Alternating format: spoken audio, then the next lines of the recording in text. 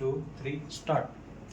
पूज्य भैया जी, इस समय जैसा समय चल रहा है उस समय में नौजवान जो है अपने अपने जीवन को बहुत गलत संगत में डाल रहे हैं, अपने जीवन का नाश कर रहे हैं। तो आपको बहुत नौजवान देखते भी हैं, तो आपकी ओर से एक संदेश उन युवाओं के लिए। मुझे कम देखते हैं, आचार्य प्रशांत को ज्यादा देखते हैं। उनको सारी नॉलेज है, भूत प्रेत के बारे में नॉलेज है, गीता के बारे में नॉलेज है, सबके बारे में नॉलेज है। तो जो मुझे देखते हैं वो जानते हैं कि मैं सत्य बोलता हूँ, सत्य ही कड़वा होता है। सबसे पहले तो अपने आचरण को संयमित करें, ईश्वर की ऊर्जाओं को महसूस करें, और मैं ये वचन देता हूँ कि ईश्वर हैं, थे और सदा रहेंगे। और देव कृपा होती है जो मुझ पर हुई है, इसलिए मैंने एक छोटी कविता भी लिखी है कि है कितनी आशा कितनी तृष्णा कितनी करेगी पूर्ति वो पत्थर की मूर्ति। मेरे लिए कबीरदास जी वहां फेल हो जाते हैं जहां वो ये कहते हैं कि मूर्ति पूजने से कुछ नहीं होता, पत्थर पूजे हरि मिले तो मैं पूजू पहाड़। मुझे तो पत्थर पूजने क्या, कागज पूजने से ही शनि मिल गए, तो पहाड़ पूजने की आवश्यकता ही नहीं पड़ी। सबसे बड़ी बात यह है।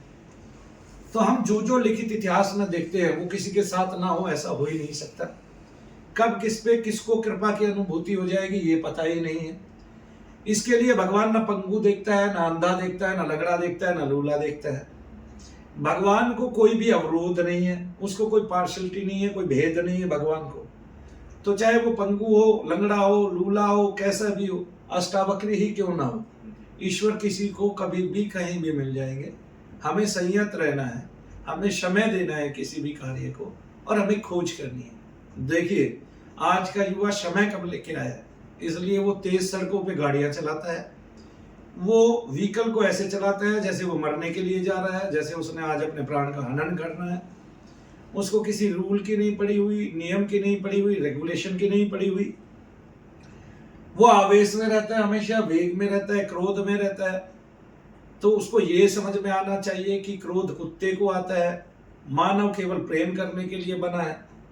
और सबको अपने घरों में एक एक, अपने कमरों पे, अपनी दीवारों पे एक एक भौंकते हुए कुत्ते की फोटो रखनी चाहिए ताकि उनके आचरण में सुधार आए। ठीक है। और जिनको और भी ज्यादा क्रोध आता है तो उनको लिखना पड़ेगा अपने हाथ में, मुझे क्रोध नहीं आता है, तो उसको बार बार देख ले। क्योंकि जिसके आने जाने का पता लगता है हमें, वो हमारे स्वभाव का हिस्सा नहीं होता। वो आया और गया और हमारा नुकसान करा गया। क्रोध से काम, काम से लोभ, लोभ से मोह, ये भगवान कहते हैं, और मोह से अहंकार उत्पन्न होता है पुत्री। इससे हमारा सदा विनाश हुआ है। हमें संयत रहना है, आचरण को शुद्ध करना है, विशुद्ध करना है, और जितनी प्राप्ति हो, जितना भी हमें प्राप्त हो रहा है उसमें हमें संयमित रहना है और उसको उसमें संतुष्ट रहना है। अब किसी भी कार्य को हमें निरंतर करना है। हमें इसकी प्रेरणा शनि महाराज से लेनी है कि वो शनिश्चर चलते हैं, धीमी गति से चलते हैं, लेकिन उनका बल, उनका वेग बड़ा तीव्र है। जब वो चलते हैं तो ब्रह्मादि भी उनके मार्ग में अगर आ जाते हैं, ठीक है, तारागण, ऋषि गण, ब्रह्मा आदि भी अगर उनके मार्ग में आ जाते हैं तो उनका मार्ग जो है वो खो जाता है। ऐसे शनिदेव महाराज हैं। तो मैं आप सबसे, भारत के युवाओं से ये कहना चाहता हूं कि वो संयत रहें। सुने वो किसी को भी, लेकिन सुनते हुए वो ये भी देखें कि इनकी इस विषय में गहन जानकारी है कि नहीं। ठीक है ना। जैसे आज लोग आचार्य प्रशांत को तो सुन रहे हैं, जब भूत प्रेत की बातें आती है तो इसको ढोंग ढकोसला अंधविश्वास बताते हैं, हंसते हैं, इस पर मखौल उड़ाते हैं।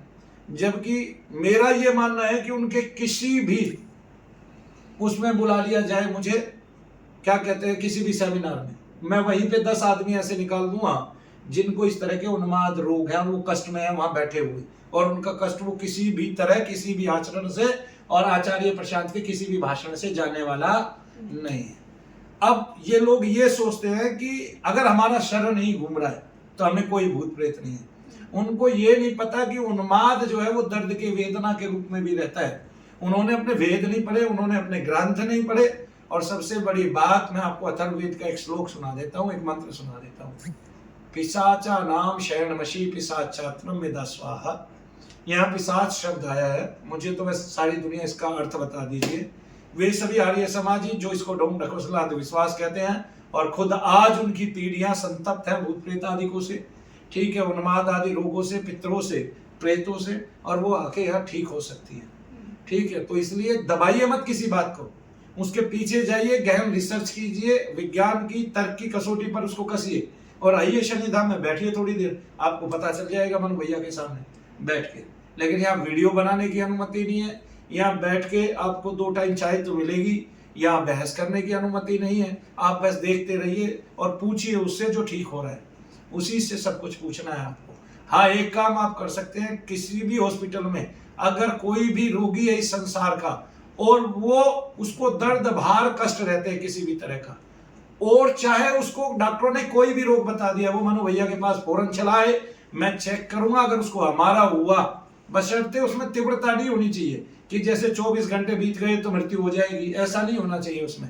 यानी कि उसमें स्थिरता होनी चाहिए उस रोग में, एक समान जैसा कि अभी उसके पास समय है, तो मनु भैया के पास है और ठीक होके यहाँ से जाए। ये यज्ञ चिकित्सा है, ये मंत्र चिकित्सा है जो भारत में सभी जगह होनी चाहिए। एक, अगर मंत्र चिकित्सा से लोग ठीक होते हैं तो मंत्र चिकित्सा के अनुसंधान केंद्र कहाँ है? अगर मंत्र चिकित्सा से लोग ठीक होते हैं तो मंत्र चिकित्सा स्थल कहाँ है?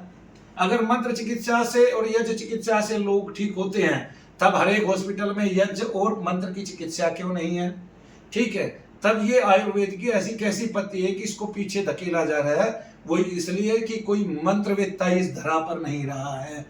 जितने भी महात्मा हैं वे केवल आचरण रूप में बहस करते हैं, तर्क लेते हैं और उन छोटे छोटे विषयों को कसौटी पर कसते हैं जो विषय आज के युवाओं के हैं ही नहीं। और सबसे बड़ा एक ही विषय है, मन ही संसार में मलिन है और चित्त में जितने भी आवरण छाए हुए हैं वे आपके मन के हजारों जन्म लेने से जो स्वभाव बना है वे उसके कारण है। तो इसलिए शांति प्राप्त करनी है, ईश्वर की शरण में आओ, जप करो, भजन करो, मंत्र जपो, भजन करो, बालपन से ही ये सारी चीजें करो ताकि बुढ़ापे तक जाते जाते आपका जो वृद्ध समय है उसका विनाश ना हुए और आप जल्दी वृद्ध ना हुए।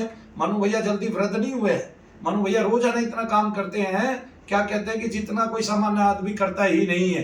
पहली बात तो ये है। और दूसरी बात मैं आपको और एक बात बता देता हूँ, पूरे भारत में अगर कोई मंत्र चिकित्सा करता है तो वो मनु भैया है आपके। दूसरे को लाके दिखाओ मेरे सामने तो मैं मान जाऊंगा।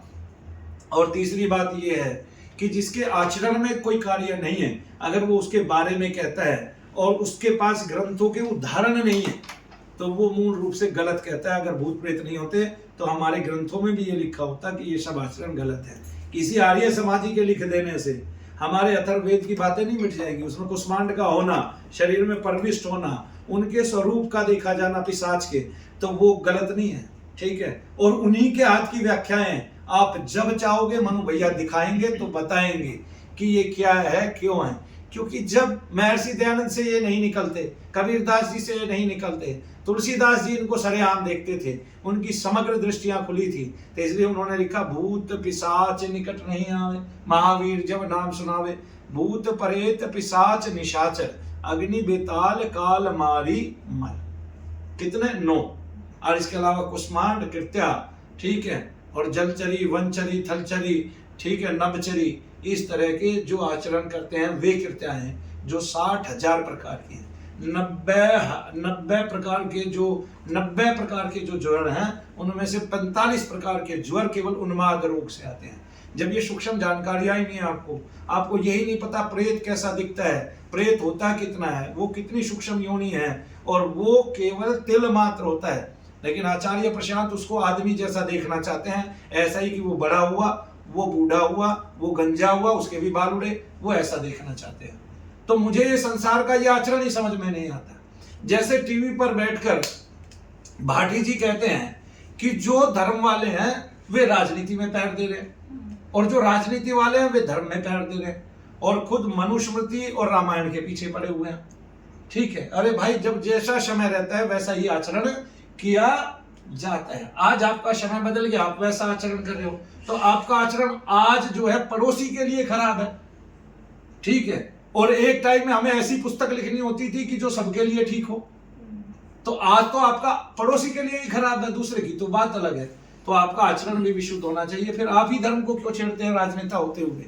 तो आज का आचरण मुझे लोगों का समझ में नहीं आता कि वो किस तरह के वक्तव्य करते हैं, किस तरह की व्यर्थ वार्तालाप करते हैं और किस तरह की बहस करना चाहते हैं, जो साधनों को जानना नहीं चाहते। जो सनातन रीति को जानना नहीं चाहते। जैसे भारतवर्ष से मूर्ख में लोग नहीं देखता कि वो दूसरों के पीछे चल देते हैं फौरन।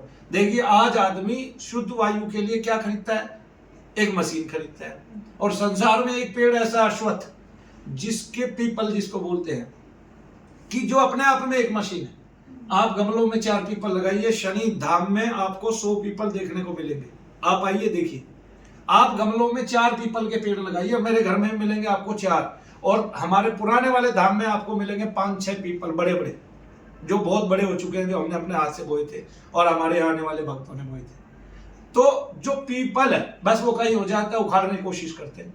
वहां जब बड़ा हो जाए, गमलों में पीपल को लेके आए, उनकी विशुद्ध हवा फैलती है। घर में गमले रखे पीपल के, अंतर में रखें, ताकि आपको विशुद्ध वायु मिले। आप दिवाली पे पटाखे रोकना जानते हैं, अरे भाई खूब पटाखे जलाइए, लेकिन जो ऑक्सीजन देता है ना उस पीपल को भी लगाइए। मैं तो ये कहता हूँ, ठीक है, अगर कहीं रोक लगी है तो मैं वहां नहीं कहता कि आप जो है क्या कहते हैं कानून का उल्लंघन करो। कानून का उल्लंघन करने के लिए मैंने नहीं कहा है। फिर कभी कोई ये समझ ले कि मनु भैया ने कहा है खूब पटाखे जलाइए, लेकिन जहां पटाखा जला सकते हैं, अब तो ग्रीन पटाखे भी आ गए हैं, जहां जला सकते हैं उसके लिए दिल्ली सरकार की अनुमति है, जहां चला सकते हैं वहां जलाइए। जय शनिदेव।